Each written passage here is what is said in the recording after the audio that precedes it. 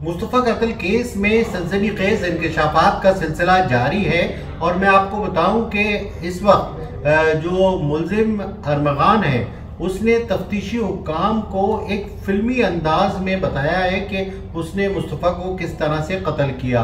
बिल्कुल विलन का स्टाइल अपनाया उसने, और उसने जो है वो कत्ल करने से पहले मुस्तफ़ा से किस तरह से बात की और किस तरह से टॉस करके कत्ल किया वो आपको बताऊं कि मुस्तफ़ा का जब उसको वो उठा के लेके आया तो उसने पहले मुस्तफ़ा को एक रॉड मारी जिससे वो ज़ख्मी हुआ।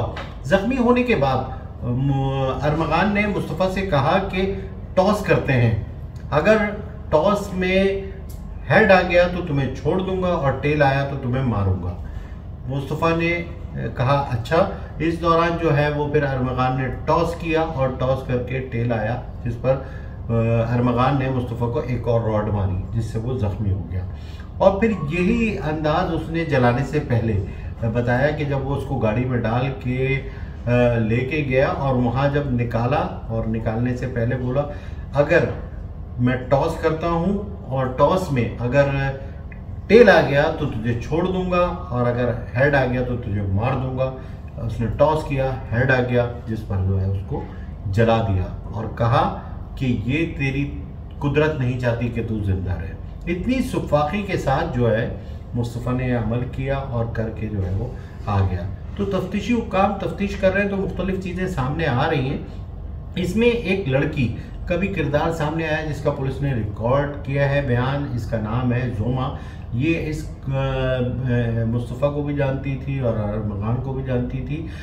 जोमा का ये कहना है कि अरमगान ने उसको बुलाया, अपने पास के लैपटॉप के बहाने रूम में लेके गया और वहाँ ले जाकर रॉड से उसको तशद्दुद का निशाना बनाया और उस पर इल्ज़ाम लगाया कि तूने जो है वो कॉल सेंटर के बारे में मुखबरी की है। तो जोमा ने कहा कि नहीं, इस दौरान वो तशद्दुद का निशाना जोमा को बना रहा था कि शिराज आ गया जो कि गिरफ्तार है। शिराज ने बीच बचाव कराया और जोमा को बचाया। इस दौरान तफ्तीशी ज़रा ये बताते हैं कि जोमा के साथ अरमगान ने ज़्यादती भी की और जोमा जब शदीद ज़ख्मी हुई, उससे खून बहने लगा, तो फिर उसने जो है अरमगान ने अपने एक जानने वाले पुलिस अफसर जो कि गिजरी थाने में था उसको कॉल की और उसको कॉल करके कहा कि मैंने इस तरह से इसको ज़ख्मी किया है, तो तुम आओ और इसको लेके जाओ। तो गिजरी थाने के उस अफसर ने जो कि अरमगान का साथी है उसने कहा कि मैं नहीं आ रहा और मैं नहीं आ सकता। इसके बाद जो है अरमगान ने ये प्लान बनाया कि जो ज़ख्मी लड़की है जोमा, इसको जो है वो एक कैब के ज़रिए, ऑनलाइन कैब के ज़रिए अस्पताल भेज देते हैं, नेशनल मेडिकल सेंटर, और बोला कि वहाँ जाके अपना इलाज करवाओ और वहाँ ये कहानी गढ़ देना कि तुम्हें जो है वो स्ट्रीट क्रिमिनल ने तशद्दुद का निशाना बनाया है।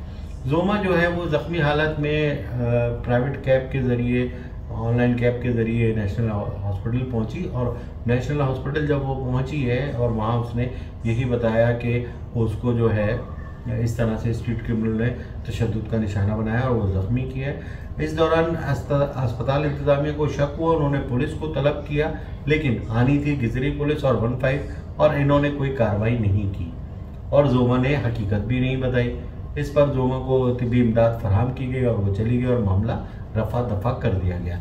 इस केस में एक ASI को भी हिरासत में लिया गया है जिसका ताल्लुक गिजरी थाने से है और DIG CIA मुक़द्दस हैदर के मुताबिक उसके किरदार को देख रहे हैं। तो यहाँ पर जो है वो ये अरमगान की कहानी किस तरह फिल्मी अंदाज में थी वो था।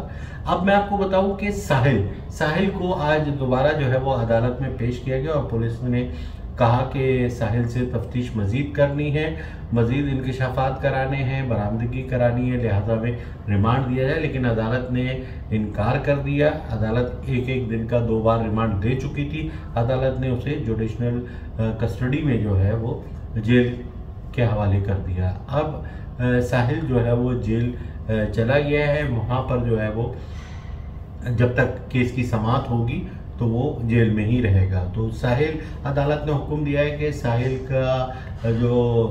से मुतालिक जो तफ्तीशी चालान है वो जो है वो अगली हेयरिंग में जमा कराया जाए। तो ये तमाम चीज़ें सामने आई हैं इस केस में और इंतहाई जो है वो सुफाकी का अमल पता चला है कि अरमगान जो है वो किस तरीके से तशद्दुद कर रहा था, जोन उसको किस चीज़ का था, ताकत का, पैसे का, और उसको पूछने वाला, रोकने वाला कोई नहीं था। मज़ीद जो भी अपडेट्स होंगी आपको करता रहूँगा। अस्सलाम वालेकुम।